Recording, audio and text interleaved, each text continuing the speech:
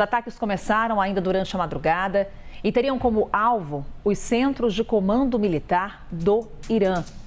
As proximidades da cidade de Isfahan também foram atacadas. A mídia do Irã relata grandes colunas de fumaça. No Líbano, o dia também começou com ataques. A mídia estatal do Líbano diz que um prédio residencial foi atingido, 5 pessoas morreram e 15 ficaram feridas. Chama a atenção para essa imagem que você vê agora. Uma coluna de fumaça que pôde ser vista nos arredores do aeroporto internacional de Beirute. Não temos ainda mais detalhes sobre danos, sobre feridos, sobre vítimas desse ataque. Agora a imagem que temos é uma imagem ao vivo de Beirute. Imagem ao vivo? Imagem de mais cedo, perdão. Imagem de mais cedo que temos aí o registro de um ataque direcionado ao Líbano. Portanto, também temos informações de ataques que aconteceram na capital libanesa, bem como em cidades do Líbano. Lembrando que há, nesse momento, a presença militar israelense na região de fronteira com o país.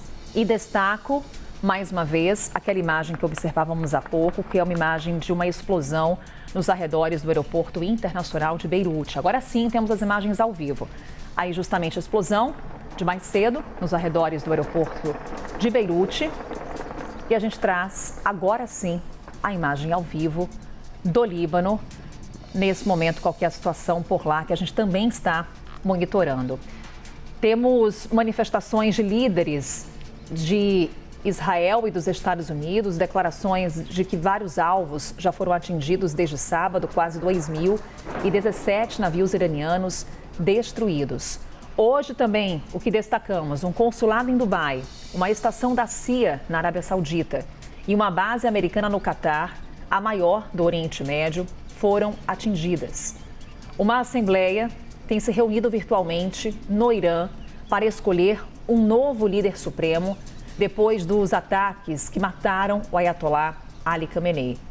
Há, inclusive, já nomes que começam a ganhar força. New York Times informa que o filho de Ali Khamenei está entre os mais cotados para suceder o Ayatollah, que morreu nesses ataques no último sábado. Hoje também nos Estados Unidos tem a votação no Senado sobre os poderes de guerra do presidente Donald Trump. Também em território iraniano, para além dessa escolha do sucessor de Ali Khamenei, estaremos de olho nas cerimônias em homenagem ao líder supremo do país que morreu no último sábado. São 3 dias de cerimônias, as homenagens por lá já começaram e é claro que estaremos monitorando tudo com ele, Américo Martins, que traz também mais informações sobre esse 5º dia de guerra. Américo, o que mais você destaca para a gente? Um bom dia. Bom dia, Carol. Os principais destaques nesse 5º dia de ataques contra o Irã, nessa guerra, é que Israel acabou de anunciar essa onda, a 10ª onda de ataques pesados contra a infraestrutura do Irã e também contra a liderança do país. Israel tem tentado como sua principal prioridade eliminar a elite iraniana política, militar e até religiosa, e como uma outra prioridade paralela tão importante quanto destruir os lançadores de mísseis do Irã. O Irã ainda tem aparentemente uma quantidade razoável de mísseis, mas a estratégia dos israelenses é destruir esses lançadores, porque obviamente fica impossível de você atacar o território israelense se esses lançadores foram destruídos. Isso não elimina completamente as capacidades de ataque do Irã, porque eles têm muitos drones. O Irã, nos últimos anos, se transformou numa potência aí de fabricação de drones, inclusive exportando muitos desses drones para a Rússia, que está usando os drones Shahid para atacar impiedosamente a Ucrânia. Então isso não elimina a possibilidade do Irã atacar, mas diminui sensivelmente a possibilidade de uso dos mísseis, que são mais letais, muito mais potentes do que os drones.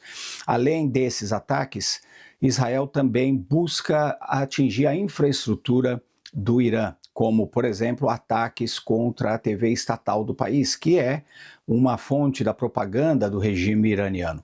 O governo americano também tem concentrado seus ataques, neste caso, mais em alvos militares. Segundo o Pentágono, pelo menos 17 navios da Marinha iraniana teriam sido atingidos e mais de 2.000 alvos militares também foram atingidos pelas forças americanas. O presidente Donald Trump chegou a dizer, inclusive, que toda a marinha iraniana tinha sido destruída, o que provavelmente é um daqueles arroubos retóricos do presidente Donald Trump, que é muito pouco afeito aos detalhes. Além disso, Carol, chama a atenção os ataques israelenses no Líbano. A CNN acabou de informar que temos muita fumaça vindo das proximidades do aeroporto internacional de Beirute, que pode ter sido atacado. O espaço aéreo do Líbano continuava aberto até essa manhã, mas com muito poucos voos chegando ao país. Muitas empresas aéreas haviam cancelado os seus voos.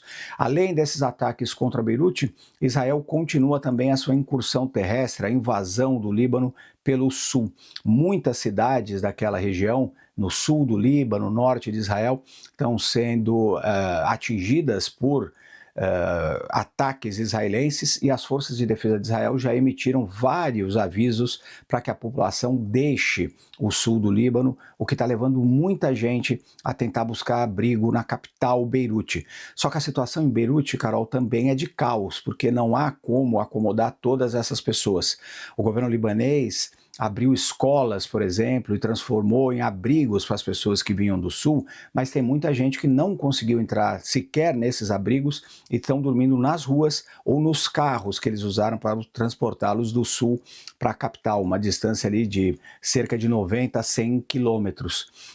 O Líbano tentou escapar de todas as formas desse conflito, mas acabou sendo dragado por conta dos ataques do Hezbollah contra Israel no norte israelense. E aí Israel fez essa invasão e esses ataques para criar uma espécie de zona de exclusão, uma zona tampão ali no sul do território libanês. Ao mesmo tempo que tudo isso acontece, Carol, o Irã continua na prática fechando o Estreito de Hormuz, fazendo ameaças contra petroleiros que eventualmente possam tentar passar por lá. O Estreito de Hormuz, que conecta o Golfo Pérsico com o Golfo de Omã e que é uma rota essencial para o escoamento do petróleo dos grandes produtores do Golfo Pérsico, Kuwait, Catar, Bahrein, parte do petróleo da Arábia Saudita passa por ali e também petróleo iraniano. Desde o início desse conflito, pouquíssimos petroleiros se arriscaram a fazer esse trajeto. E ontem à noite, o presidente Donald Trump chegou a dizer que poderia deslocar barcos da Marinha Americana para escoltar esses petroleiros, o que é uma manobra arriscada, porque isso também colocaria em risco os próprios navios da Marinha Americana, que poderiam ser atingidos pela artilharia do Irã. O presidente Donald Trump ontem também foi questionado sobre os seus planos para o futuro do Irã. E ele, mais uma vez, foi muito vago, o que deixa cada vez mais claro, Carol, que os Estados Unidos entraram nesse conflito sem um plano de saída, sem um plano de quais são os seus reais objetivos. O presidente Donald Trump já disse que seria mudança de regime, depois disse que não era mais mudança de regime, que era um enfraquecimento do regime, que esperava uma saída lá à Venezuela. A cada entrevista, ele deixa mais claro que os Estados Unidos não têm um plano concreto. Israel, ao contrário, tem um plano muito claro, que é destruir toda a elite iraniana, tudo que for possível, enfraquecer ao máximo o Irã para que ele não tenha mais defesas e não represente também um risco ao governo israelense, ao território israelense. E o presidente Donald Trump também foi perguntado sobre qual seria o cenário em termos de liderança no Irã. E ele disse que a pior opção possível seria uma continuidade do regime como ele é, ou seja, a escolha de um novo líder supremo que fosse, nas palavras do presidente Donald Trump, tão ruim como o ex-líder supremo que foi morto no primeiro dia de ataques, o Ali Khamenei.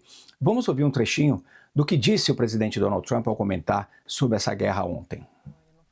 We have them very much beaten militarily from the military standpoint. They're still lobbing some missiles. At some point, they won't even be able to do that because we're hitting all of their carriers. We're hitting all of their missile stock. You know, they built up all these missiles over the last few years. They had a lot of them. They've shot a lot of them, and we're knocking out a lot.